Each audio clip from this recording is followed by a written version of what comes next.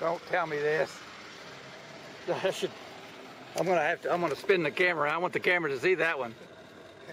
Actually, I hit it uphill further. And I look. It's all right. Let's hit a couple more.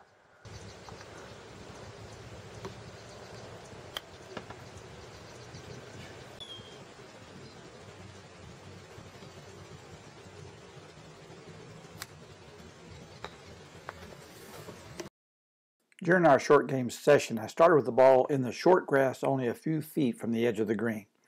For these shots, I first wanted you to select the club you normally would choose on the course and use your most comfortable technique. After 4 chips, you had one only inches from the hole, then one about 15 feet away, then one was bladed over the green, and with one you hit behind the ball and only went a few feet. You were using your pitching wedge. The results show that yes, you could hit some good shots, but you were very inconsistent. The first thing I wanted to cover regarding how to hit these types of shots more consistently was what club would be the best choice. I had you do a test with your putter, and you clearly had very consistent results. Regardless of what club you choose, you have to do 2 things: hit the shot solid and guess how hard to hit it. With the putter, you know you'll hit it solid, so all you have to do is guess how hard to hit it. But with the wedge, you still have to guess how hard to hit it, but you also have to hope you hit it solid.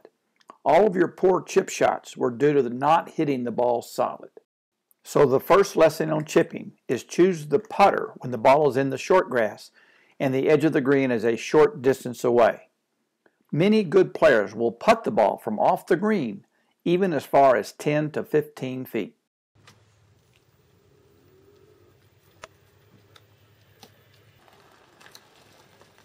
Okay.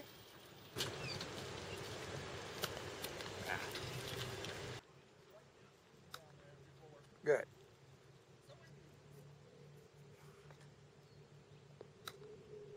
All right. The most important first fundamental all players need to learn in order to improve their chipping and pitching is to hit the ball on the downswing and not the upswing. Your club is going to swing on an arc. As the club swings toward the ball, it is going to be going down, then reach its lowest point, and then swing up.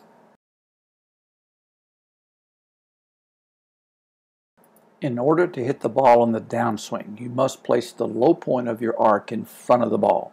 The red circle shows where the ball was, and the blue arrow shows the low point of the swing. Think of your swing as a giant hula hoop, and where the hoop is touching the ground is the low point. That point must be in front of the ball. In order to position the low point in front of the ball, the pros set up to the ball before they chip or pitch differently than any other shot they have in golf. This is Jim Furyk, seen from behind and face on. He has his feet very close together, closer than he would have his feet for any other shot he would have in golf. In order to put the low point of his swing in front of the ball, he must put the majority of his body and weight in front of the ball. This is best accomplished with the feet together. This allows him to comfortably put more weight on his front foot, which moves the center of his body mass in front of the ball and the low point of his swing arc in front of the ball. Jim also positions his hands in front of the ball at the setup, which leans the shaft towards the target. The blue line is the shaft of the club, and the red arrow shows the position of his hands.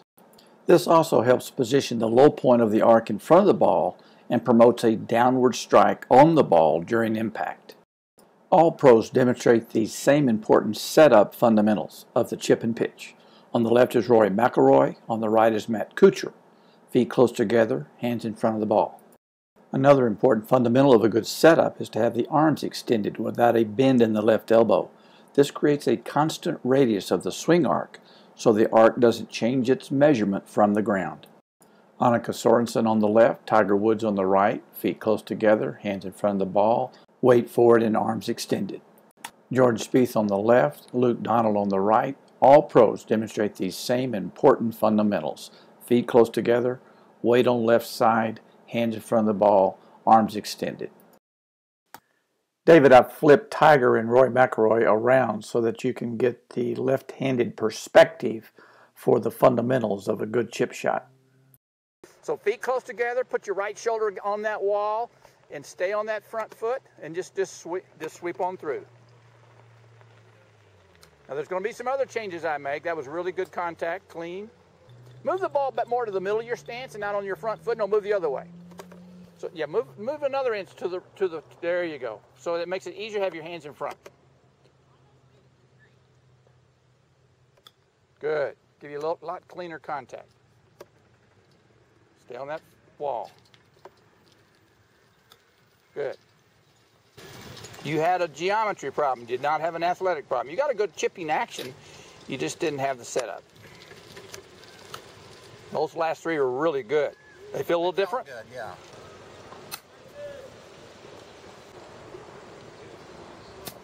Ooh.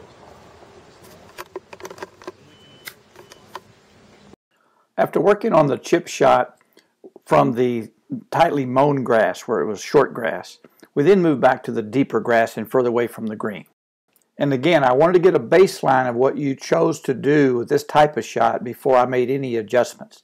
And you were using your pitching wedge for this shot. Also, you were using basically an arm swing with very little wrist hinge.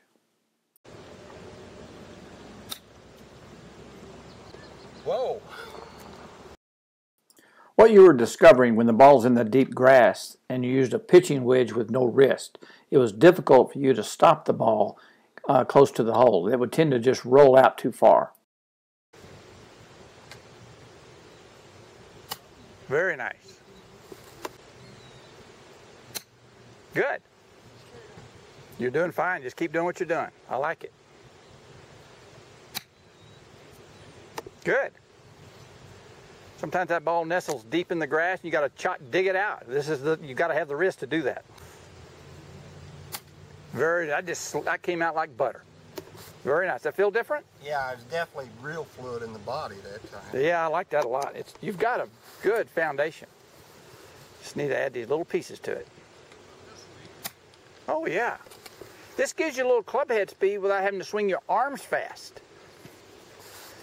So your arms can be, controlled and smooth, but you're creating club head speed through the wrist. Oh, that was so clean. On the left is your chipping technique using your pitching wedge with no wrist. And on the right, you were using your sand wedge with the wrist hinge.